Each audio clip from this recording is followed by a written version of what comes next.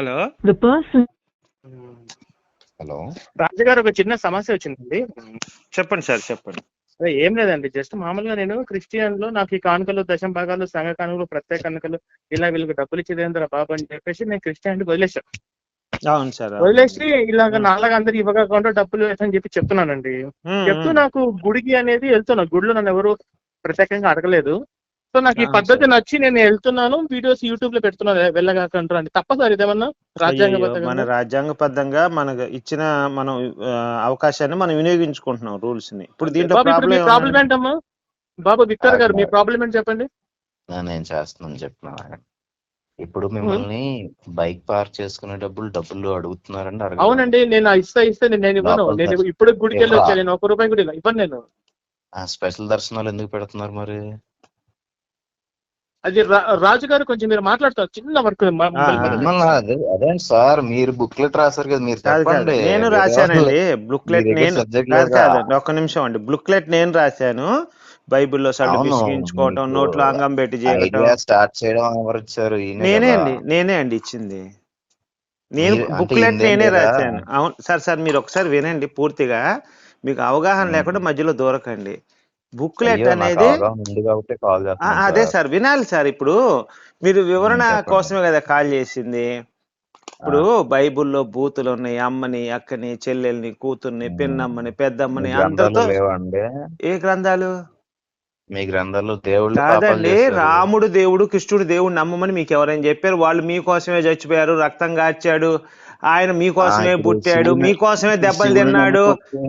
కాదండి, ఇవన్నీ ఎవరైనా చెప్తున్నారా? శివుని నమ్మకం మీరు చెప్తలేదు, ఉన్నాయి ఎక్కడ చెప్పామండి? ఇప్పుడు సువార్త అనేది లేదండి మాకు. నమ్మకపోతే నరకంలో వేస్తారని ఉందా లేదా? ఎక్కడుందండి? చూపించండి. నమ్మకపోతే నరకంలో సువార్త ఎవరు చెప్తున్నారని అడుగుతున్నా. ఇప్పుడు శివుడు మా కోసం చచ్చిపోలేదు, యేసు మా కోసం చచ్చిపోయాడా లేదా? మీరు క్లారిటీ ఇవ్వండి. ఇప్పుడు శివుడు మా కోసం వినండి సార్, మీరు వినండి సార్. ఒక నిమిషం సార్, ఎవరో ఫోన్ చేశారని. ఎవరండి ఫోన్ చేసింది? ట్రూ కలర్ లో పాస్టర్ పీటర్ అని పడింది. ఎవరండి మీరు? ఎవరు? ట్రూ కలర్ లో పాస్టర్ పీటర్ అని పడింది. కాదండి కాదు సార్. ఇప్పుడు ఇతను మాట్లాడే అతను ఎవరండి? హిందువా, క్రిస్టియనా అండి? హలో ఎవరండి? తీసుకొస్తారు సార్ బాబు. ట్రూ కలర్ లో పాస్టర్ పీటర్ అని పడింది. పాస్టర్ పీటర్ అని పడింది. ఎవరండి మీరు? కాదు సార్, ఇప్పుడు ఒక నిమిషం అండి, ఒక నిమిషం నేను మాట్లాడతాను, సైలెంట్ గా ఉండండి సార్. మేము ఇది సువార్త కాదు, శవార్త. అంటే చచ్చని శవాన్ని తీసుకొచ్చి దేవుడు అని చెప్పి ప్రచారం చేస్తున్నాడు. మేము శవార్త చేస్తున్నాం, మీరు సువార్త చేసుకోండి. మీకు అభ్యంతరం ఏంటి? నాకు అర్థం కాలేదు దీంట్లో. ఇస్కాన్ వాళ్ళు ఎక్కడ చేశారు? ఎక్కడ చేశారు అంటున్నా? వేరే కంట్రీలు మీరు లెటర్ రాయండి. ఒక నిమిషం, ఈయన వేరే కంట్రీలో చేస్తున్నప్పుడు మరి వాళ్ళకి మీరు ఆ కంట్రీ ప్రెసిడెంట్ కి లెటర్ రాయండి, ఏమండి సువార్తలు చేయొద్దు ఇక్కడ అని చెప్పి లెటర్ రాయండి. తప్పే ఉంది దాంట్లో? మీరు తప్పంటున్నారు కదా. మీరు వెనక్కి వచ్చామని మీ వాళ్ళే కదా. ఎవరు మా వాళ్ళు? ఎవరు? వేరే కంట్రీలో ఏం జరుగుతుంది నాకే సంబంధం అండి. ఏ దేశమో చెప్పండి మీరు. సువార్త ఏ దేశంలో జరుగుతుంది? సువార్త చెప్పకూడదు అంటున్నారు కదా మీరు. నేను చెప్పమన్నది లేదండి. అయ్యో మీరు పొరపాటు వింటున్నారు. అదే మీకు హాఫ్ నాలెడ్జ్ అందుకే అన్నది. సువార్త చేసుకోండి, మేము శవార్త చేస్తామని చెబుతున్నా. మీరు సువార్త చేసుకోండి, మేము శవార్త చేస్తాం. శవాన్ని పూజించకూడదు, ఇది శవం అని చెప్పి మేము చెప్తున్నాం. మీరు సువార్త, మేము శవార్త, దాంట్లో తప్పే ఉంది? ఇప్పుడు బతికుంటే సువార్త కాదండి, బతికుంటే సువార్త అండి, చచ్చిపోతే శవార్త అంటారు, దాంట్లో తప్పే ఉందండి. యేసయ్య జీవగల దేవుడా? మరి ఎందుకు చనిపోయాడండి ఆయన? తెలియకుండా బుక్లెట్ మాట్లాడండి. తెలియకుండా బుక్లెట్ ఎందుకు రాశారు? కాదు, మీ ఇద్దరు ఎవరో ఒకళ్ళు మాట్లాడండి. ఇద్దరు అయితే కన్ఫ్యూజ్ అయితే మాట క్రాస్ అయిపోయి అర్థం కాదు, అందుకని. ప్రవీణ్ గారు, నా పేరు పీటర్ పాస్టర్ అంటారు. బ్రదర్ మీరు ఎవరు? క్రైస్తవులా? Praise the lord brother. నా పేరు సూర్య అండి. నమస్తే. సూర్యనా? సూర్య. మీ పేరండి పీటరా?